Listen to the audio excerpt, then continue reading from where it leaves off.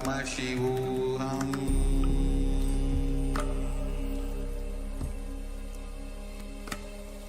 Om Nityananda Paramashivoham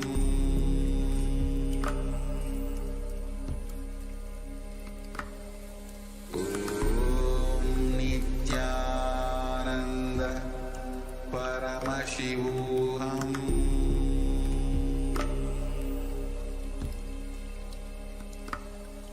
Om Nityananda Paramashivoham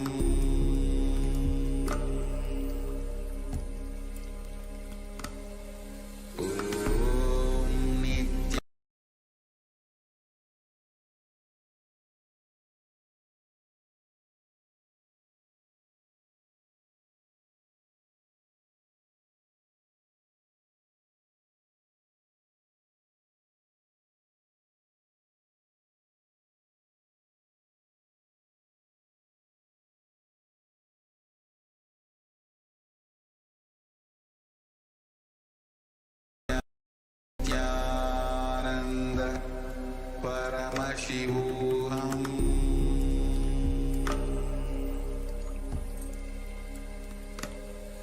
Om Nityananda Paramashivoham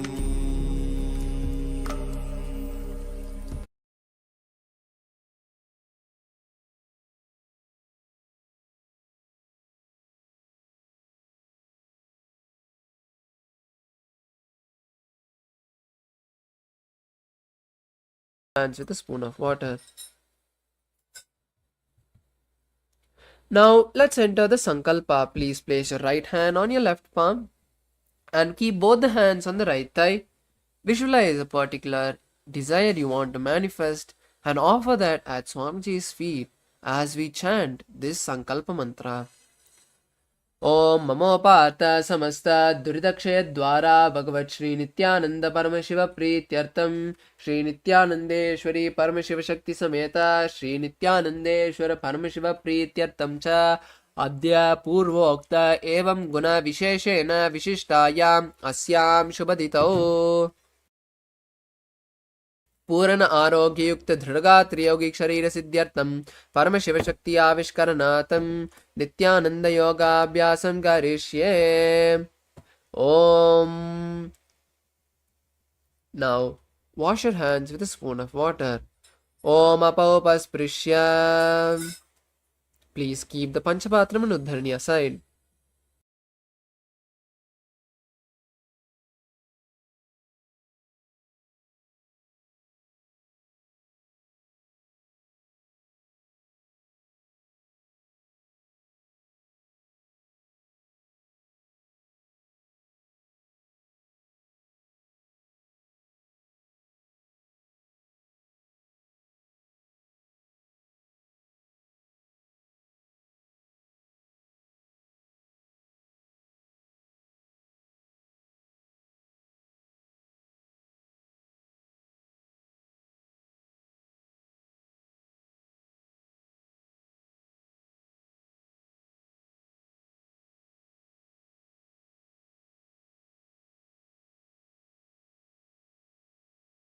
Yes, now let's enter the quick recap of the 12 components.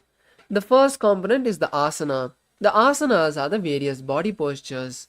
As we perform these various body postures, we align our body to the highest space, the ultimate consciousness, and Paramashiva finally. And before we begin the asanas, I request all participants with any major issue, like if you have heart disease or major injuries like fractures or sprains, or if you are pregnant, I request you not to perform the Dvitiya Vinyasa Krama. And with that, we now move to the next component, the pranayama. The pranayama are the various breathing techniques that we'll be performing. The pranayamas will keep changing as we move through the Dvitiya Vinyasa Krama. And as the Acharya announces the pranayamas, you can listen to them and perform accordingly with the asanas. The next is the mudras. The mudras are various body and hand gestures we'll be performing. These gestures activate the energy centers and awaken the kundalini. The mudras will be shown in the down right corner of the screen, so you can see them and perform as the asanas are performed. The next is the bandhas. The bandhas are locks, energy locks that we'll be performing in our body. And the bandhas help to keep the kundalini going up and not allow it to go back down. As we perform the different asanas, it locks the kundalini and pushes us up. The bandhas will be shown in the left hand middle. So left hand side middle, you can see and perform the bandhas accordingly. Next is the visualization. The visualizations are an important component, as what we visualize during the Dvitiya Vinyasa Krama directly goes into our biomemory. So visualizing the right visualizations like Paramashiva, sages and other spiritual items keep us in the highest space of consciousness. The next is the Karanas. The Karanas are various dance postures that were performed by Paramashiva himself when he created the cosmos. So by performing the Karanas, we also embody Paramashiva when he created the cosmos. The next is the Japa. The Japa is the internal chanting of the Mahavakyas. You'll be visualizing the Mahavakyas like Soham, Shivoham, Sadashivoham rotating around your throat center. This keeps you in the space of complete unclutching. The next is weightlifting. The weights are an additional component. You can perform the weights, use the weights and perform the asanas to intensify the experience you receive from the asanas. Next is chanting of the Shastra Pramanas.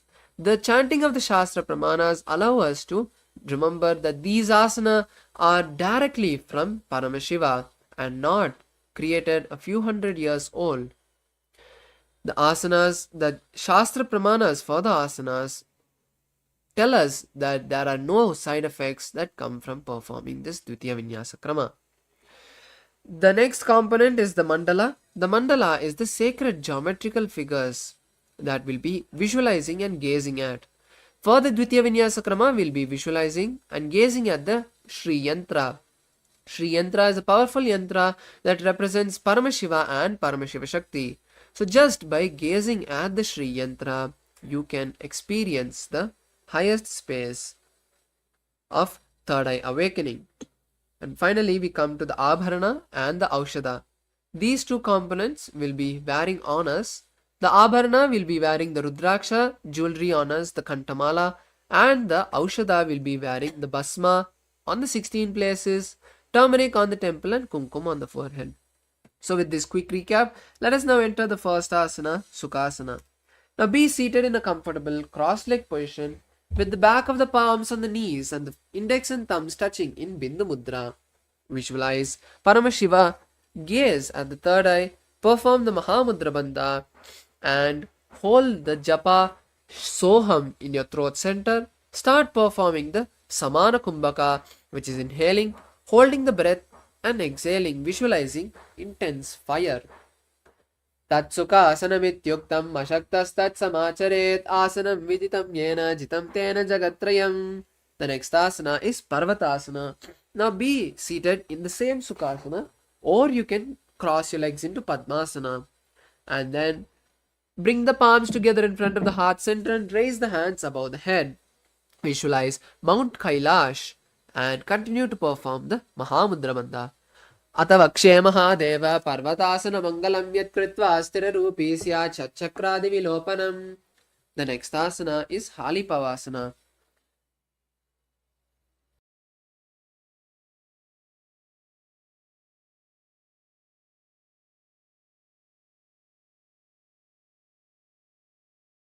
Now bring the soles of the feet together and interlace the fingers behind the back. Then slowly lower the forehead onto the heels.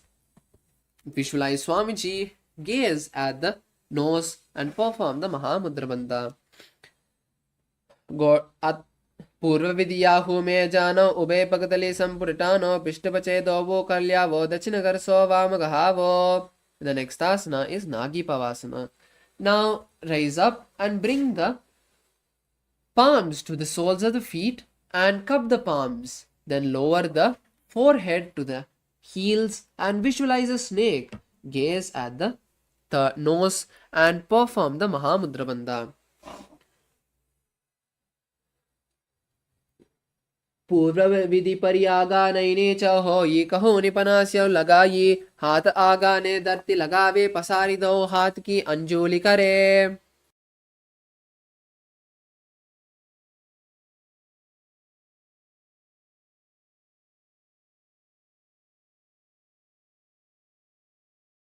The next asana is Kokilasana. Now hold the big toes with your index and middle finger. This is called Pranamudra. And then raise the legs and straighten the knees and then quickly cross them into Padmasana. Visualize a bird as you slowly place the elbows by the knees and lower the body onto the mat. Then visualize and then perform the Mahamudra Bandha.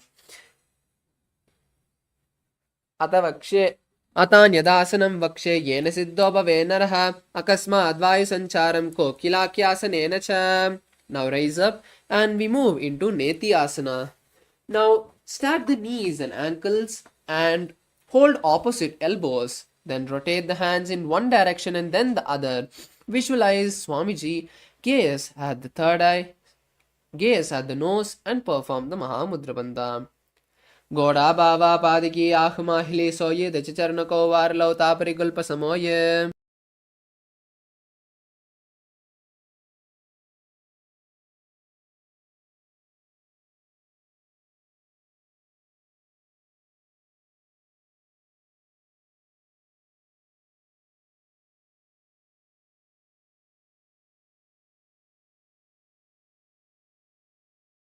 The next asana is Gajasana.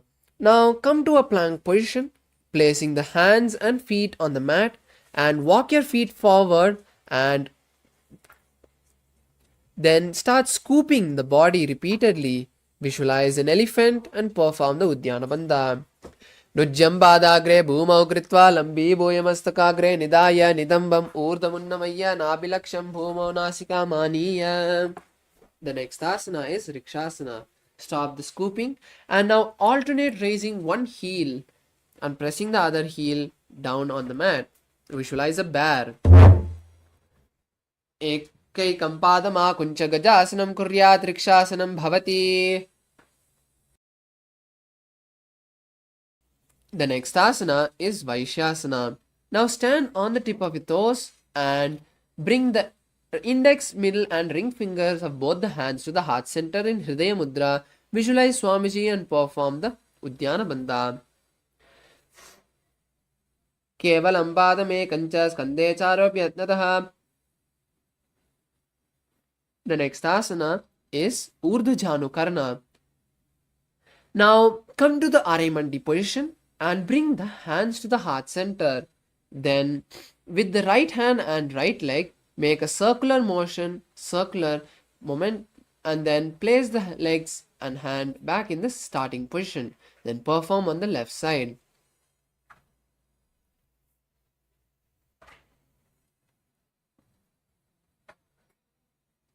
Relax and now we move into the next asana, Bhalalingasana. Now interlace the fingers from the inside out and bring the right leg to the chest. Then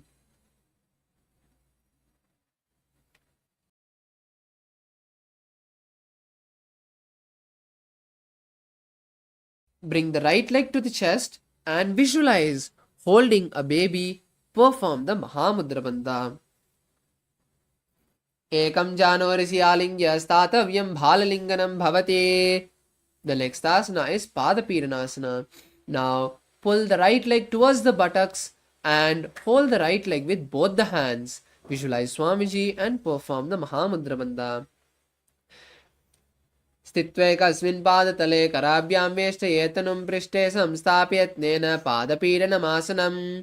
Now we move to Natarajasana. Pull the right leg backward and up with the right hand and simultaneously stretch the left hand and place the finger in Bindu Mudra. Visualize Lord Nataraja. Uttanapadam Kraunchancha Marichim Veerabhadrakam Natarajam Trikonam Suptangushta Prasarane. Now we perform Balalingasana on the opposite side. Now bring the left leg to the chest as you interlace the fingers and hold the raised left leg. Visualize holding a baby and perform the Mahamudra Bandha.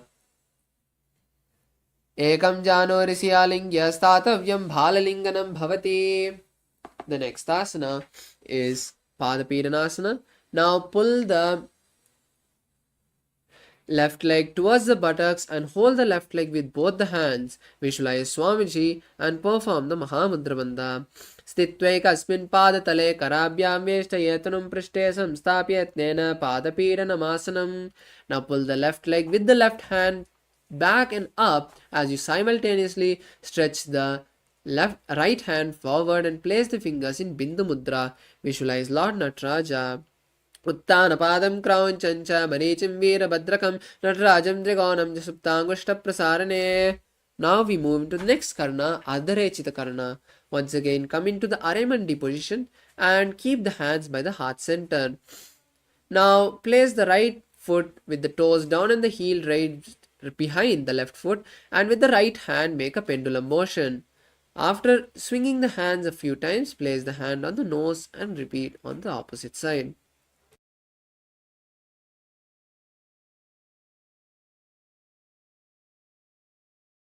Now we move to skeleton dance. Intensely start shaking your body in all different directions without having any pattern in the way you shake your body. Just visualize yourself as complete bone structure. Allow all the laziness, tiredness to leave the system.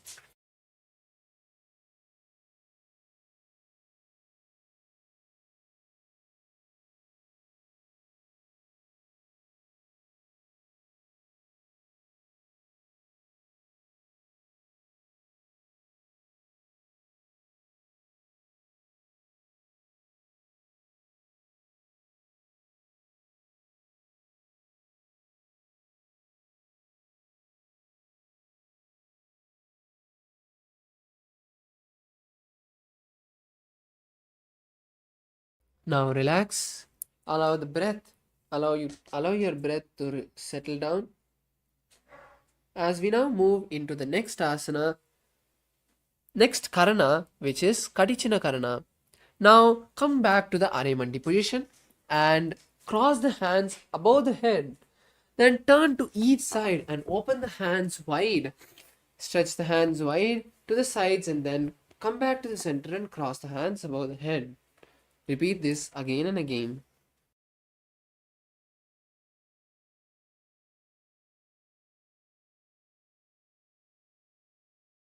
Now we move into the next asana, Tadasana. Now stand on the tip of the toes and raise your hands above the head. Keep the palms facing each other and visualize a palm tree. Hold the new japa Shivoham in your throat center and perform the Mahamudra Bandha. Mahamudra Bhadrakono Tadasana Vibhedakan Vinotanam Sada Kuryat Andarvatni Padipriya. Now lower the upper body, bringing the hands to the feet in Uttanasana. Bring the forehead to the heels, to the knees, and visualize Swamiji perform the Mahamudra Bandha. Mahamudra Bhadrakono Tadasana Vibhedakan Vinotanam Sada Kuryat Antarvatni Padipriya. Now come into a plank position, bringing the hands forward in Tarakshvasana. Tuck the chin to the chest and rotate the neck from side to side in Jalandhara Bandha. Visualize Swamiji. Gajasana Vastitva Mastakam Varam Varam Dakshina Gokshim Savya Gokshim Nayet Tarakshvasanam Bhavati. Now lower the body onto the mat and with the strength of the lower back, lift the upper body off the mat. Keep the toes pointed backwards and visualize a cobra. Open the mouth and inhale through the hollow of the throat and exhale through the nose in Bhujangani Mudra. Angushtanami Paryantam Adoboma Vinindyaset Karabhyam Chadram Datva Udashesha Panivahim. The next asana is Shashasana. Now rise up, coming back to the plank position, alternate bringing one knee to the chest. Start performing the Sahaja Kumbhaka, which is inhaling, holding the breath and exhaling comfortably. Visualize Swamiji. Gajasana samsitau janutvaima kuncha varam varam kartavyam shashasanam bhavati. The next is Ratasana. Now alternate placing one foot between the legs, visualizing a chariot. Gajasana samsitau janutvaima kuncha varam varam kartavyam rathasanam bhavati. Now we move to Virabhadrasana. Place right foot forward and the left leg back and lean forward, bending the right leg into a 90-degree angle and raise the hands above the head. Visualize Lord Virabhadra, gaze at the third eye and perform the Udyana Bandha. Shishtamadakaundinyam Murdhakukkutameva Ashtavakramato Tanam Mayuram Setu Bandhanam. Now switch the position, bringing the left leg forward and the right leg back.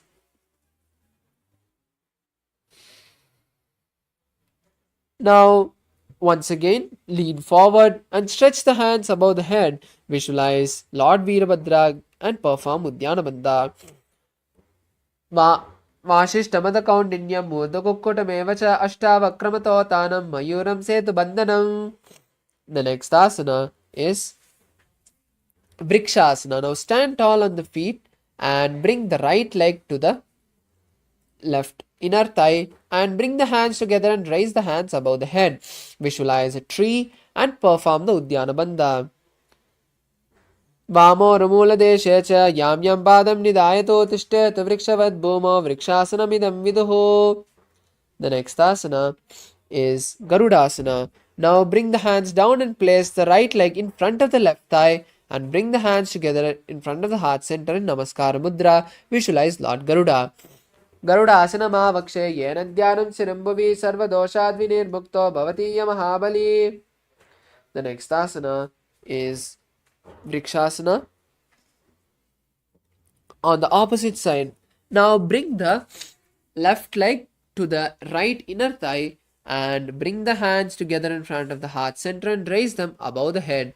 Visualize a tree and perform the Udyana Bandha.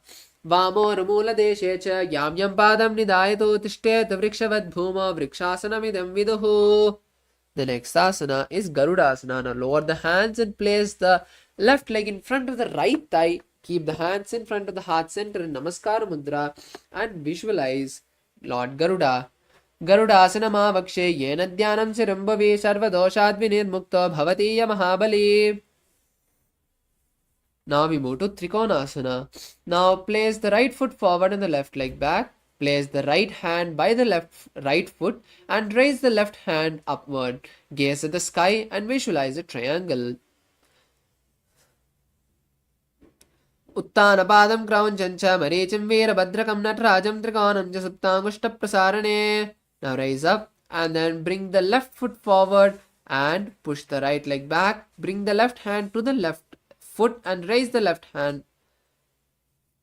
right hand up. Visualize a triangle and gaze at the sky. Uttanapadam Kraunjancha Marichim Virabhadrakam Natrajam Trikonam Jasuptangushta Prasarane. Now rise up and bring the feet together. And then we move into Nikutaka Karna. Now come into the half squatting position and keep the palms facing each other. Then alternate raising one heel and switching the position of the palms.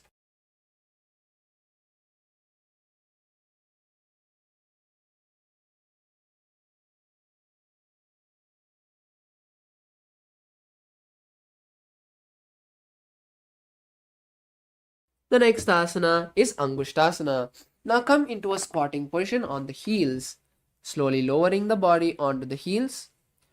Bring the hands to the heart center in Namaskar Mudra and keep the knees together in keep the knees together. Then visualize Swamiji.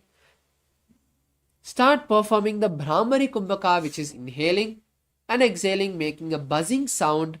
Hold the new japa Sadashivoham in in your throat center. Kabandasanamityāhuः Gorakṣāsanameva ca Angushtamushtigam Nyayam Brahma Prasaditam Tata. The next asana is Saurasana. Now stretch the right leg forward and keep the hands by the side in Varamudra.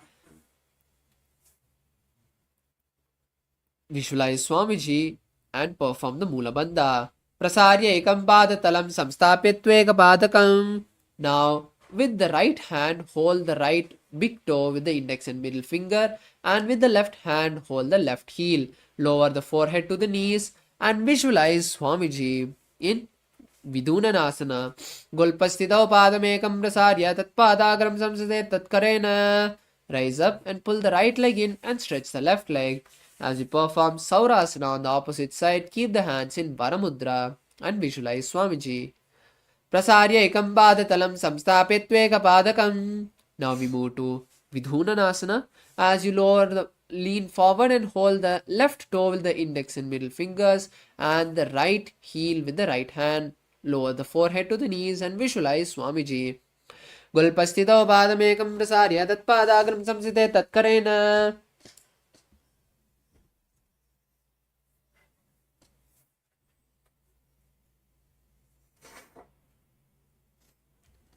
Now we move to the next asana, Brahmajarankushasana. Bring both the heels together and keep the back of the palms on the knees and open the knees apart. Tuck the chin to the chest in Chalandra Bandha and visualize Swamiji, gaze to the floor in between of the knees.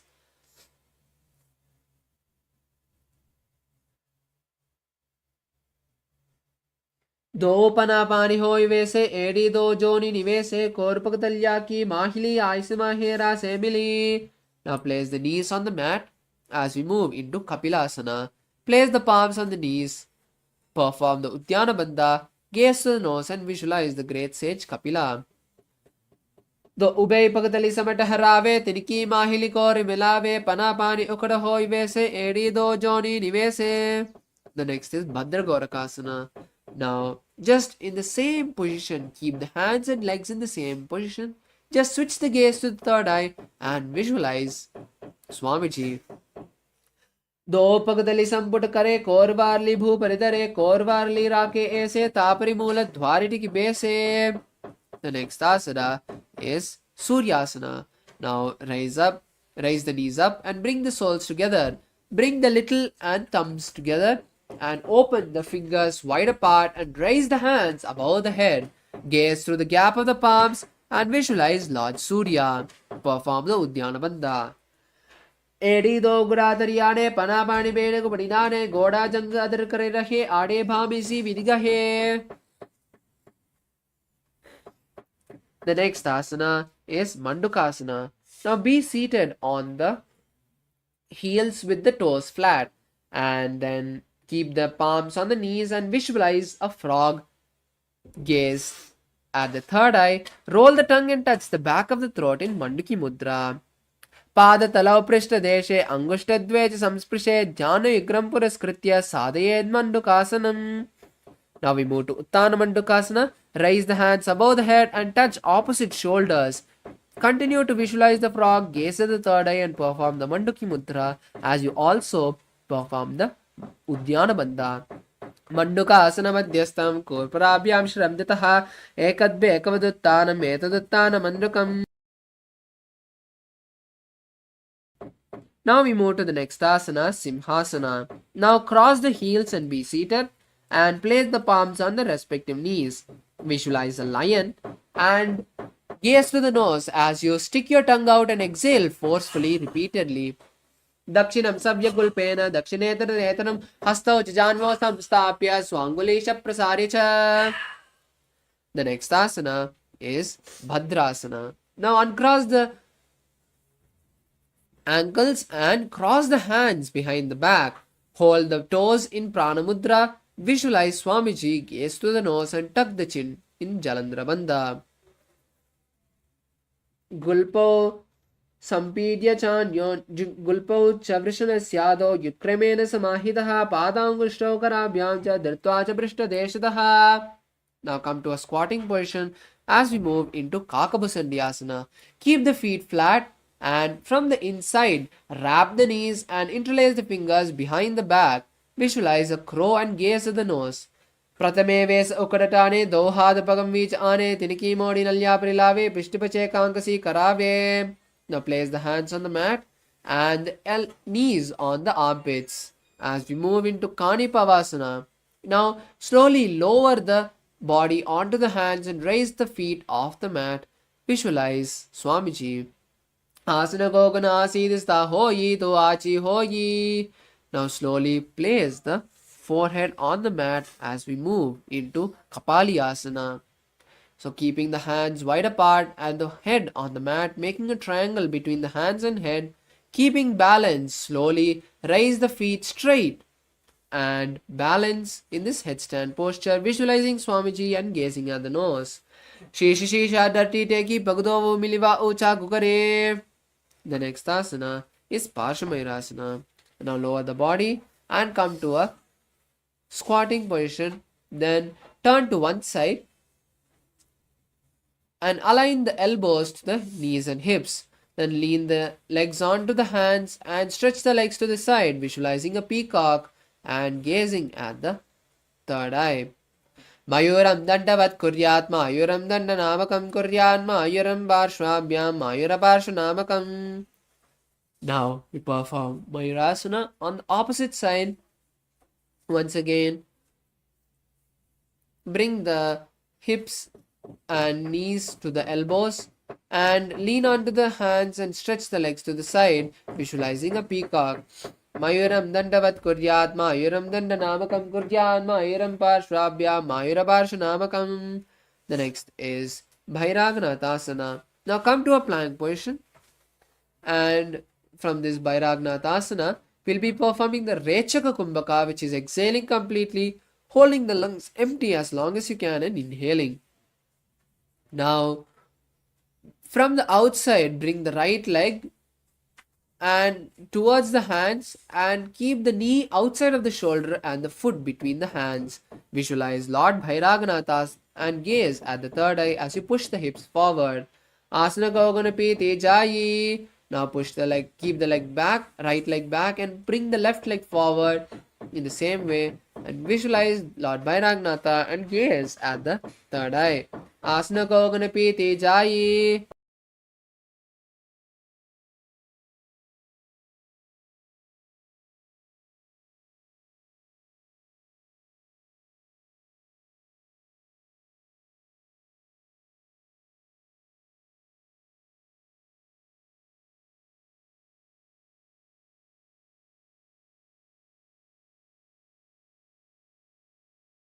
Now we move into Unmukha Pitasana. Now, from the plank position, place the forearms on the mat and visualize Swamiji in your inner space and gaze at the third eye. Bhunyastau Januni Hastau Chadushpada Vanmukam Mutta Bidangri Yugala Chadushpada Bhiruka. The next is Vashishtasana. Now once again come back to the plank position and roll onto the right hand and raise the left hand towards the ceiling. Visualize the great sage Vashishta and gaze at the ceiling.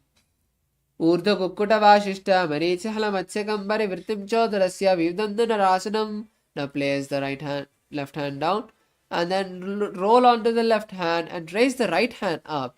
Once again, gaze at the sky and visualize the great sage Vashishta. Urdha Kukkuta Vashishta Marichahala Matsyakambari Vritim Chodarasya Vivdandunarasanam.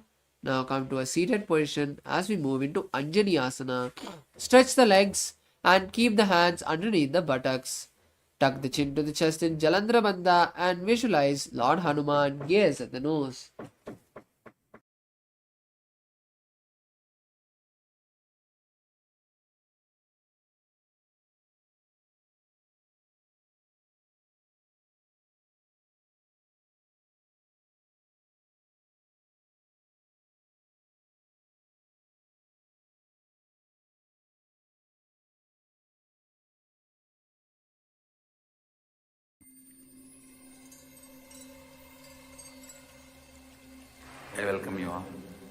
with my love and respects. Let you all open all your three eyes. Om Nithyananda Paramashivoham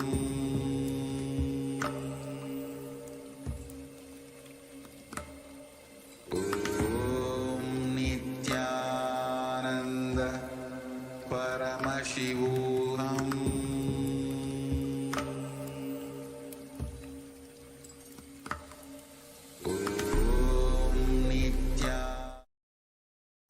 Sorry for the technical glitch. Let us now continue with the next asana, Paschimottanasana.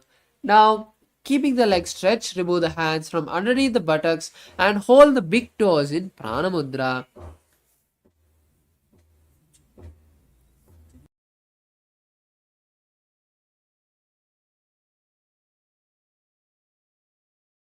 Then lean forward onto the knees and then place the forehead on the knees. If you can, visualize Swamiji and perform the Mahamudra Bandha. Hold the new japa Mahasadashivoham. Jano parilalatam to paschimam tanamuchyate yena kena prakarena sukam darim jayate. The next is Ugrasana. Raise up and now interlace the fingers behind the neck and lower the forehead to the knees and keep the elbows outside the legs. Visualize Goddess Kali and perform the Mahamudra Bandha. Swapanibhyam dhiradam jitva jhano parishironyasetasana ukhravidam proktam bhavedaniladhipanam. The next asana is Marichi Asana. Rise up and pull the right leg towards the perineum and wrap the right leg from the inside and hold the hands behind the back. Visualize the great sage Marichi. Urdha Kukkutavashishta Marichi Halamatsyagambar Vittim Chodarasya Vimdam Dhanurasanam. The next asana is Mahamudrasana. Now place the right leg down and lean down onto the left leg.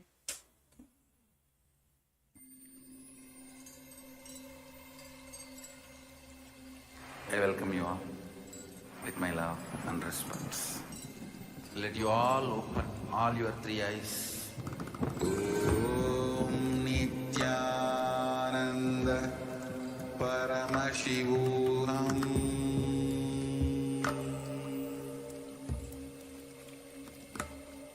Om Nithyananda Paramashivoham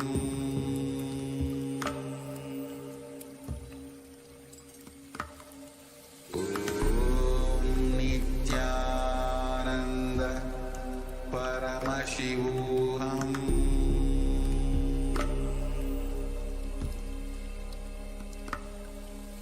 Om Nithyananda Paramashivoham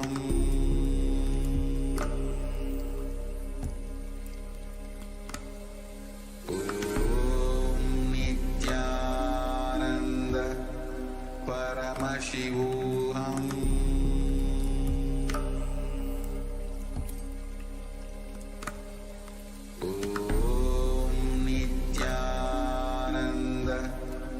Paramashivoham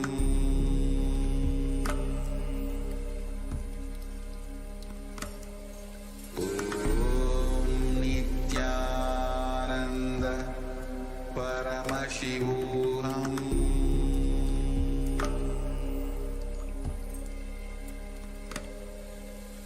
Om Nithyananda Paramashivoham. Sorry for the technical glitch. Let us now continue with the next asana, Marichi Asana, Mahamudrasana on the right side.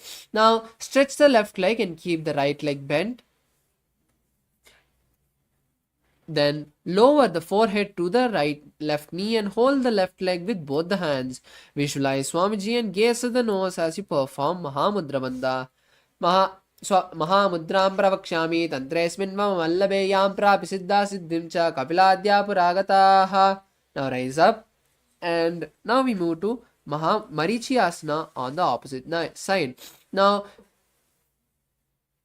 stretch the right leg and pull the left leg towards the perineum. Keep the left leg raised and wrap the left leg from the inside with the left hand and interlace both the hands behind the back. Lower the forehead to the right knee and visualize the great sage Marichi.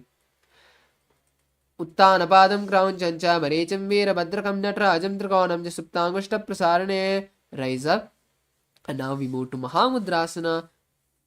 Now place the left leg on the mat and hold the right leg with both the hands and bring the forehead to the right knee. Visualize Swamiji and perform the Mahamudra Bandha. Mahamudram pravakshami tantresmin vallabhe yam prapisiddha siddhim cha kapilatya paragataha. Now rise up and bring the soles of the feet together as we move into Bhadrasana 2. Now hold the soles with both the hands and visualize Swamiji, gaze to the third eye. Continue to perform the Rechaka Kumbhaka and hold the Japa Mahasadashivoham. Gulpaut Vrishanasyadah Shivanya Parshve Akshipet Padaparshve Tupanibram Dambadvasu Nischalam. The next asana is Gwalipavasana. Now push the feet lightly away from the perineum and place the hands on the knees. Tuck the chin to the chest in Jalandhara Bandha and visualize Swamiji, gaze at the nose. Purvachara Padachok Hyo Sohi Vahi Vidyoki Ji Sohi Yame Edi Binyujrase Angula At Antarorase. The next asana is Joni Asana. Pull the feet back to the perineum and holding the feet with both the hands, lean as forward as possible and face the forehead on the mat with the face in front of the feet. Visualize the Yoni Mandala, the physical representation of Paramashiva Shakti.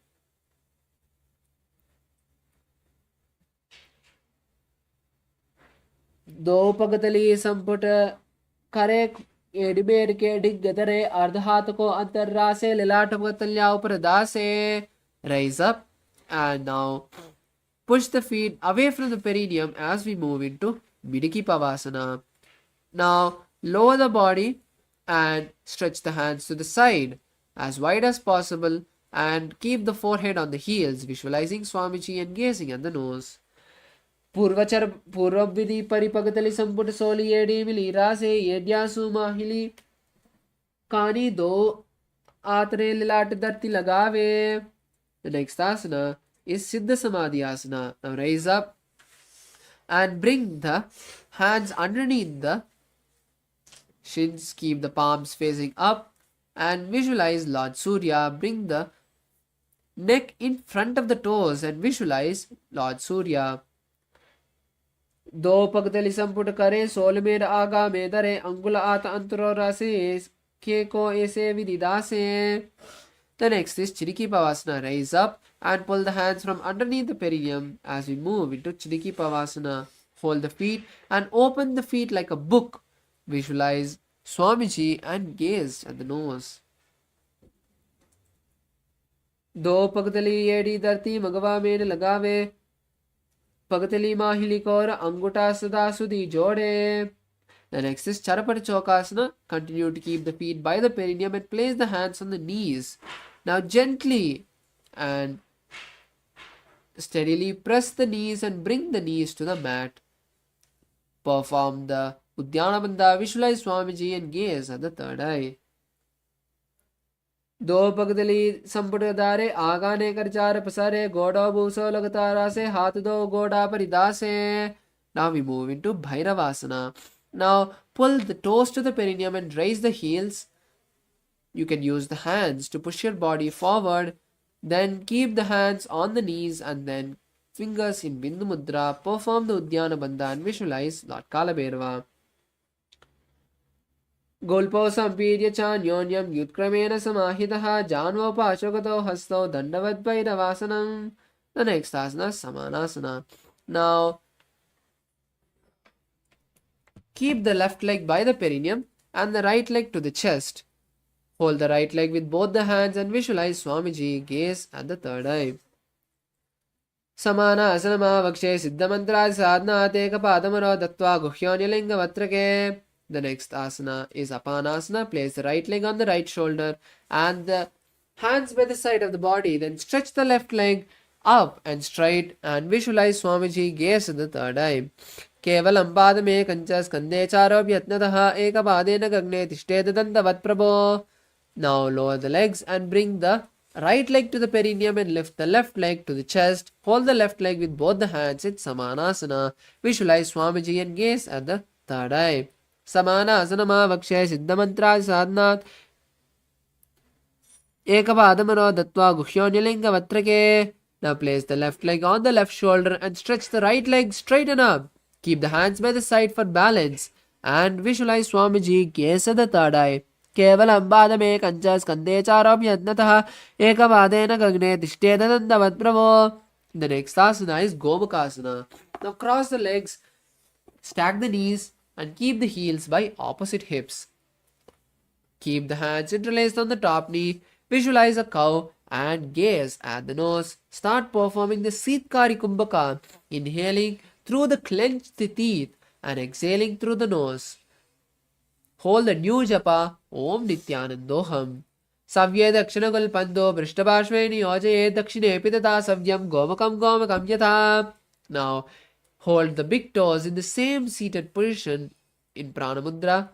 In Anusuyasana too. In Anusuyasana, visualize the great Rishika Anusuya. Gaze at the nose. Perform the Udyana Bandha. दक्षिण गोड़ोनी कोटाने वामोटा के ऊपर आने गोड़ा संधि मिलावे भारी आड़ा पनी पनी दे संधि बसारी. Now we move to Anusuyasana to interlace the fingers behind the back and lower the chest to the knees and try touching the nose to the ground. Visualize Rishika Anusuya and gaze at the nose. जीवना गोड़ा की संधि उपरिदावा गोड़ा की संधि मिलावे रासे गोड़ा से ले पगदल्यालो आड़वाय सूदा रासे. The next is Garudasana to raise up. And now keep the left leg by the perineum and the right leg flat with the knee by the chest. Keep the hands on respective knees. Visualize Lord Garuda and gaze at the nose. Davo pagmodi yedi mahilam gulpamula dwarini chede bese jeemani pagatali dharti teki godo uncho ubo rase. The next asana is Naradasana. Now sit on the left heel and interlace the fingers behind the neck and turn outside of the right leg. Visualize the great sage Narada and gaze at the third eye.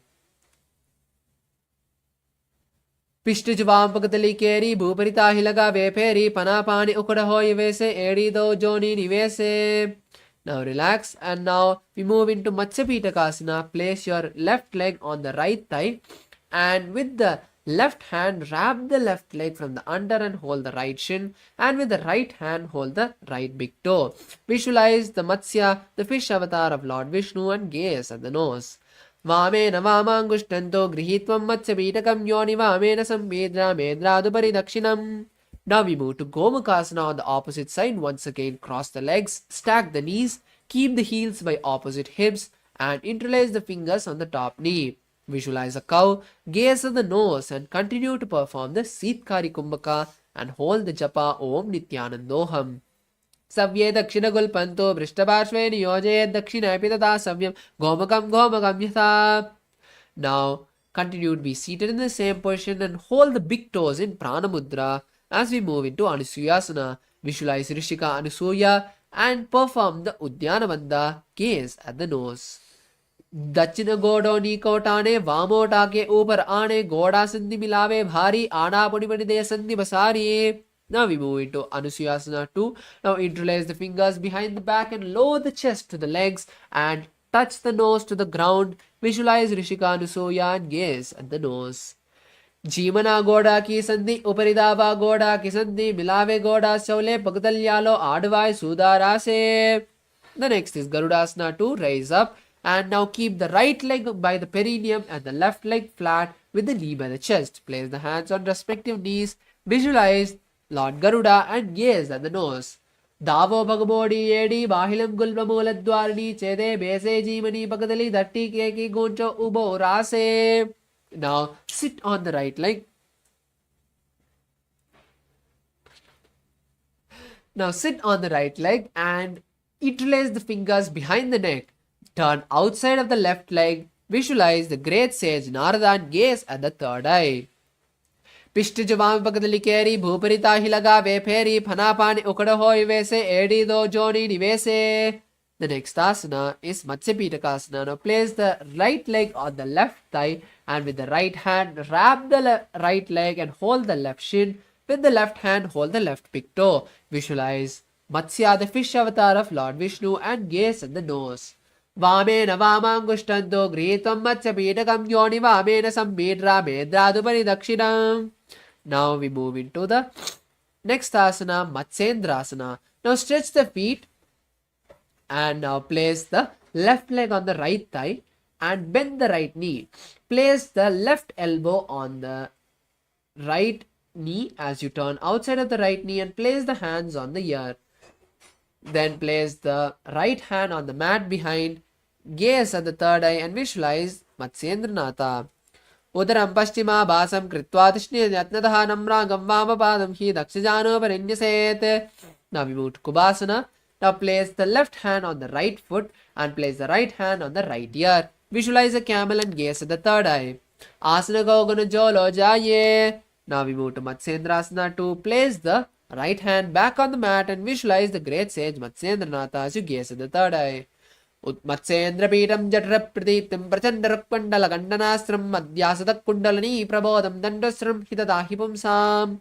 Now we move to Matsyendrasana on the opposite side. Once again stretch the legs and now place the right leg on the left thigh and bend the left leg. Then turn outside of the left leg, placing the right hand on the left thigh and the hand on the ears. Place the left hand on the mat behind, gaze at the third eye and visualize the great sage Matsyendranath. Udaram Pashchima Basam Kritva Tishne Nantadaha Namrangam Vamapadam Hi Dakshajano Parinyaset. Now we move to Kubasana. Place the right hand by the left foot and place the left hand on the left ear. Visualize a camel and gaze at the third eye. Asana Kogana Jolo Jaye. Now place the left hand back on the mat and continue to visualize the great sage Matsyendranatha and gaze at the third eye. Matsyendra Peetam Jatra Pradiptam Prachandarakpandala Gandanastram Abhyasada Kundalini Prabodham Dandasranam Hitadahipumsam. Now relax as we move into Padmasana. Cross the legs and place the feet on opposite thighs. Visualize Paramashiva and keep the palms on respective knees. Perform the Mahamudra Bandha and hold the new japa in your throat center. Om Nithyananda Mahasada-shivoham. Uttanau charanau kritva uru samstau prayatnataha uru madhyekatau tano pani kritva dutadrishau. Now relax as we move into Padmasana 2. Cross the hands and hold the big toes in Prana Mudra. Visualize Goddess Parvati and gaze at the nose. Asanam dividam proktam padbam vajrasanam tata udho rucha parichedatte ube padatale yatha. The next asana is Kukutasana. Now from this asana we'll be performing the Sahaja Kumbhaka. Now insert your hand through the gaps at the thighs and calves and lift the entire body off the mat and balance on the hands. Visualize a rooster. Padmasanam susamstapya nanurvorantare karau nivesha bhumau vashishtet vyomastat kukutasana. The next asana is Baddhakeki asana. Now come onto the knees with the legs continuing to be in Padmasana and place the hands on the mat with the fingers pointed backwards. Now lower the navel onto the elbows and lift the legs off the mat. Visualize Swamiji. Taramavashtibhya karadvayena tatkurpari sthanivata abhipashvaha uchasano dandavadatyugatyemavyurametam pravidanti beetam. Relax and now stretch the legs and release the Padmasana. Come to a kneeling position and lower the navel once again onto the elbows and stretch the legs, leaning forward. Visualize a peacock. Atavakshe Mahadeva Mayurasana Muttamam Bhomo Nipadya Stodvo Kurparopari Dehakam. Relax, lie down on the mat. Interlace the fingers behind the neck and keep the feet wide apart with the toes pointed sideways. Visualize a crocodile. Adhyasasete padayukmam vaksham bhomo. Adhyasasete hridayam nidaya bhumau cha padau cha prasaryamano. The next asana is Shalabhasana. Now bring the feet together and the toes pointed backward. Keep the hands by the side and lift the feet off the mat in Shalabhasana, visualizing a locust. Adhyasasete padayugmam vaksham bhumim avashtabhya karayostalabhyam. The next asana is Ushtrasana. Now bend the knees and bring the legs to the side of the hips and push them down, visualizing a camel in Ustrasana. Adhyasasete hridayam nidaya bhumau cha padau cha prasaryamano. Now relax and we move into Dhanurasana. Continue to hold on to the feet tightly and simultaneously lift the thighs and upper body, visualizing a bow. Prasarya padau bhuvidandarupau karau cha prishte tata padayukmam. Relax and now come to a seated position, Bhagasana. Now sit on the heels and place the hands on the knees. Visualize Swamiji and gaze at the third eye. उल्टा मोड़ी पाव दो वैसे बहरो जगति करे एक वैसे पावन महिला गुलपज जो कुलापासी तीला वैसो वो. The next asana is Gohyasana and Shirasasana. These two are inverted asanas, so you can take the support of the wall. Now in Gohyasana, first place the forearms on the mat and interlace the fingers, and then place the head between the interlaced fingers, raise the knees off the mat and walk the feet forward, stack the hips above the shoulders and gently kick the feet off the mat, visualizing Swamiji, gaze at the nose. दो हाथ की कहो निचोई पुनिह कालावे जाड़े दोई पिष्टी आंगुरी के पुनि जानो ए सबले भू परिटानो. Now slowly straighten the legs as we move into Shirasasana. Visualize Swamiji and gaze at the nose. Viparitam mandalam cha dideva viditam hinaha dandasanam diva proktam viparitopaveshane. The next is Podhyasana. Come to a seated position. From Podhyasana, we'll be performing the Bhastrika Kumbhaka, intense exhalations by pushing the stomach in and up. Now in the seated position, keeping the legs straight, place the hands behind the calves and straighten the knees and bring the feet to the forehead. Visualize Swamiji and start performing the Bhastrika Kumbhaka. Do haath pagabagar aane goda tare kang seetane. Relax and now we move to Parigasana. Now raise the hands and cross them behind the head, touching opposite shoulders and visualizing a mace. Once again stretch the legs into a 45-degree angle. Gaze at the third eye. Udvam uttanam shainam kritva padam militva prasarya nidambam bhumau sprishya hastabhyam kandaram badva. Relax and now we move into Naukasana. Now keeping your hands parallel to the ground, raise your legs into a 45-degree angle and visualize a boat. Uttana shainam kurparabhyam bhumim avashtabhya hastasya nidambam nidaya. The next is Rudrasana. Bring the soles of the feet together. Place your hands under the feet, holding the feet together. Pull them to the chest and visualize Lord Rudra. Gaze at the nose. Pagatali samputkara hastasya paga ucha paga ka angota do leo parli ka nitalave. Now keep the feet on the mat with the feet together and knees together.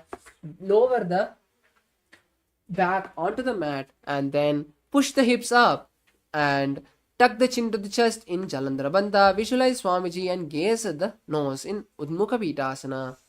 Udve cha janoni kritva shavitvodhvamukam thata. Relax. Stretch the legs. We now move into Shavasana. Keep the hands by the side with the palms facing up. Completely relax your body and visualize Swamiji awakening your Kundalini in Shakti Chalana Mudra. Ata Shavasanam Uttanam Shavavad Umau Shayanam Tu Shavasanam Shavasanam Shantiharam Chitta Vishranti Karanam.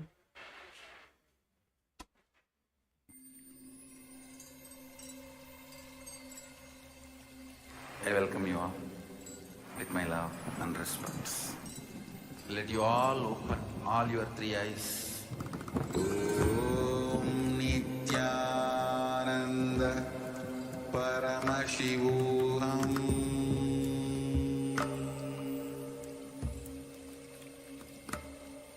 Om Nithyananda Paramashivoham.